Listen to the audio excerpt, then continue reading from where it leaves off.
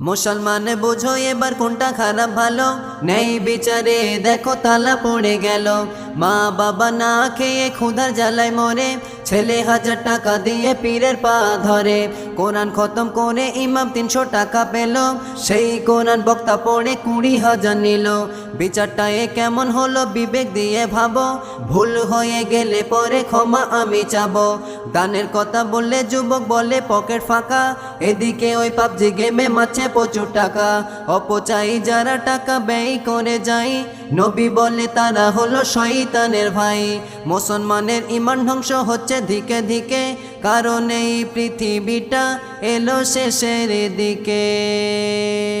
পৃথিবীটা শেষের দিকে এটা কিন্তু সবার জানা। ইমাম মাহদী আসবে যখন, দাজ্জাল তখন